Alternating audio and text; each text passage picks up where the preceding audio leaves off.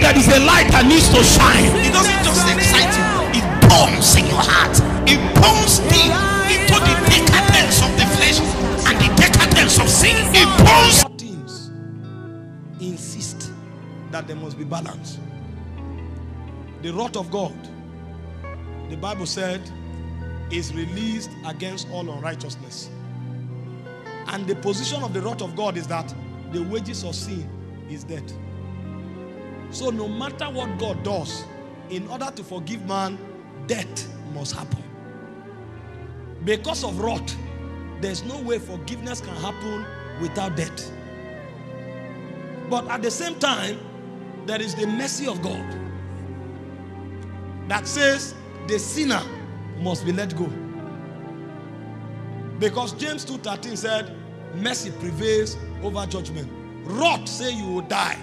Mercy say you can't die. So God naturally would have been left in a dilemma.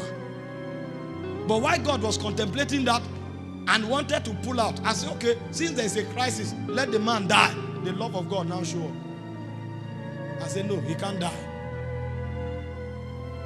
You love this man. How can he die? And so because God does not have any other choice, since there must be a balance between wrath, mercy, and love, God decided to leave his throne, take off his body, put the body of man, become a man, and die for man. You will say, are you not the sovereign God? Just say you are forgiven. No, he's in the spirit realm. And in the spirit realm, you can't just wake up and say, I forgive you. Among men, in the natural, you can steal something from me and you come and say, sorry, I beg, don't be angry. When I look at you, even if you are manipulating me, my heart will be somehow, I will forgive you. In the spirit realm, God can't. He can't just look at you and say, forgive him. He can't. If he does that, he will deny himself. And so, the only way is that you must die. And so what God did was that God took your place. In taking your place, his love and mercy was manifested. And in dying, his wrath was also manifested. That's how legalistic God is. And God didn't stop there. After he died for you, he now gave you grace so that you will live above that sin. Because if you go back, there will be consequences. It's a legalistic realm.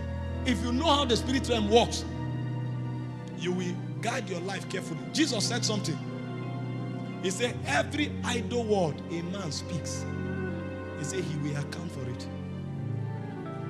The reason you talk anyhow is because you don't know how legalistic. You think because you said it at the age of 19, when you are 50 years old, time has passed.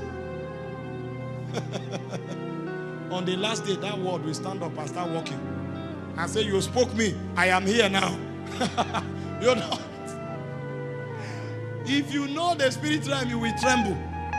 Jesus spoke. He said, these words I've spoken today. He said they will rise up against you in judgment. Because wars will walk. They will walk into the courtroom. When you want to deny, your word will come and say, don't you recognize me? You can't speak carelessly. That's why when you start maturing, you guide your word. I taught you maturity. I told you, he said, him that is perfect has rule over his tongue. Why do you think many children are wayward? From the age of 2 to the age of 9, all the causes in this world, their parents use anger to release it on them. When they now mature, they go and trouble God every day. Help my son. Which son? The one you have destroyed with your tongue. You hear good for nothing. Foolish boy. Wayward boy. You don't have any hope in this life. She claims she's angry. When the anger comes down, the word will remain as a witness. Because the realm is legalistic.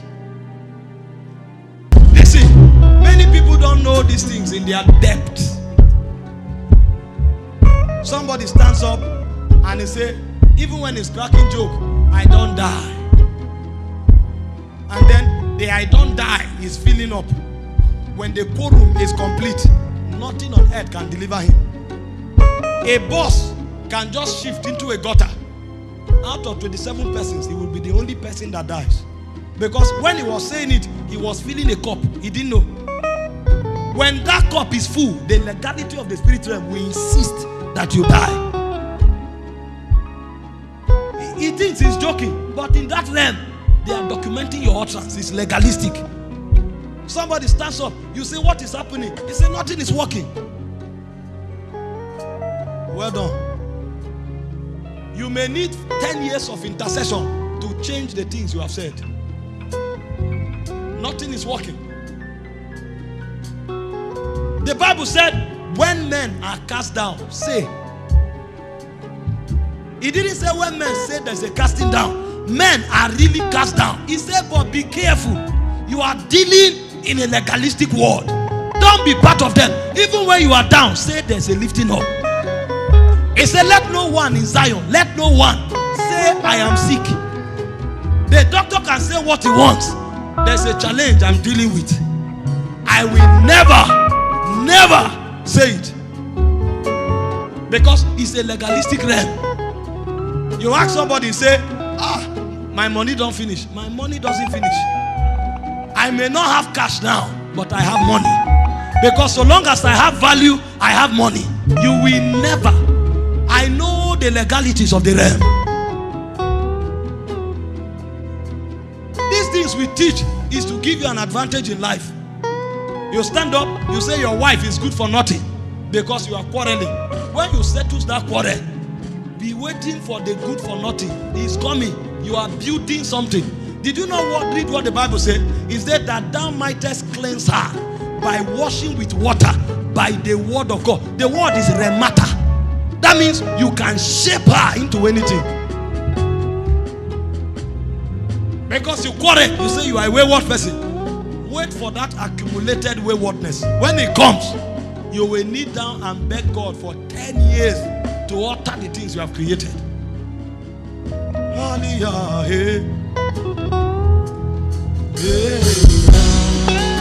Some of you need to go to your business and prophesy over it for 1 month. Because you have killed that business with your words. You killed it. You may need to go and prophesy over that business for 1 month before your utterances are able to change the things you have created. Some of you need to prophesy over your children for 6 months for them to ever count again. You have killed them even before they manifested.